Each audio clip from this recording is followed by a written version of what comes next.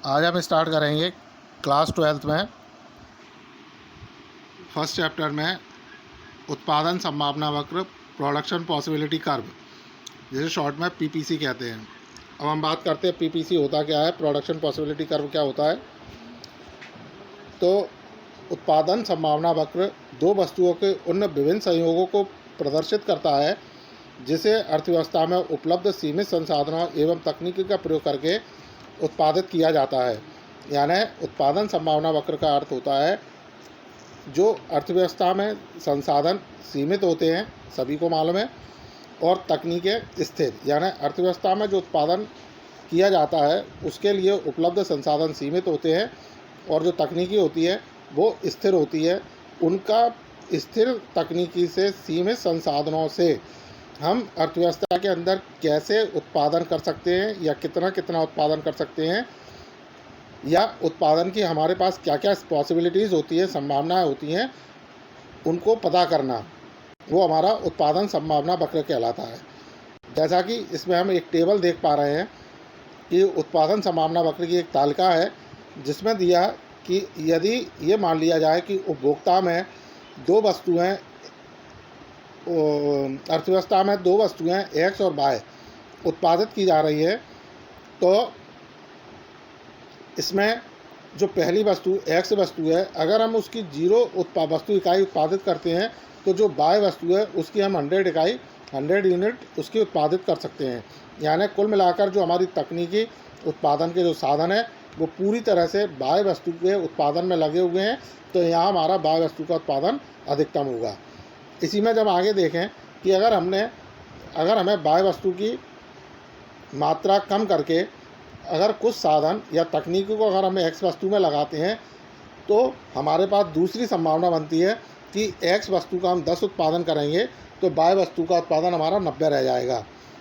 यानी कि जब एक्स वस्तु का उत्पादन अगर हम बढ़ाते हैं तो जो हमारे उत्पादन के साधन और तकनीकी वाई वस्तु में से निकलकर एक्स वस्तु के उत्पादन और तकनीकी में लगा दिए जाते हैं, जिससे वाई वस्तु का उत्पादन गिरने लगता है।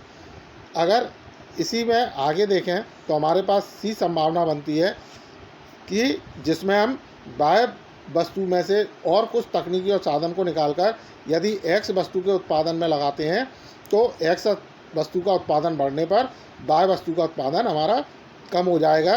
यानी एक्स वस्तु अगर 20 उत्पादित करेंगे तो जो वाई वस्तु है वो हमारी 70 उत्पादित होगी।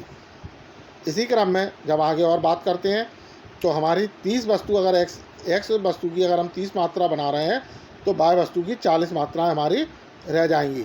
और पांचवी संभावना ये हो सकती है कि अगर हम 40 वस्तुएं एक्स वस्तु की मात्रा 40 बना रहे हैं तो वाई वस्तु की मात्रा हमारी 0 होगी।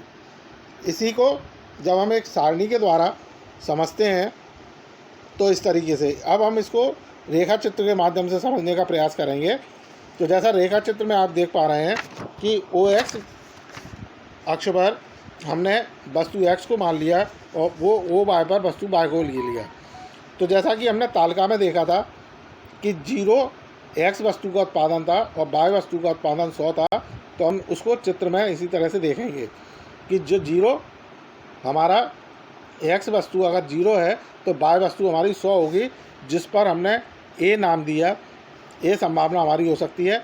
इसी तरह से जब हम आगे बढ़ते हैं तो 10 वस्तु का उत्पादन हम कर रहे हैं, एक्स वस्तु की अगर 10 इकाइयाँ उत्पादित कर रहे हैं तो वाई वस्तु की हमारी उत्पादित इकाइयों की संख्या 90 होगी।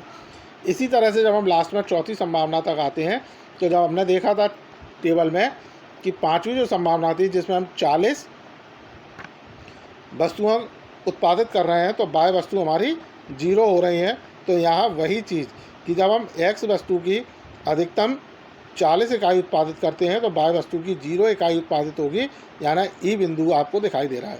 तो इस तरीके से उत्पादन संभावना वक्र में हम उत्पादन की संभावनाओं को ढूंढते हैं कि जो हमारे पास सीमित संसाधन और स्थिर तकनीक है उसका प्रयोग करके हमारे उत्पादन की क्या क्या संभावनाएं हो सकती हैं।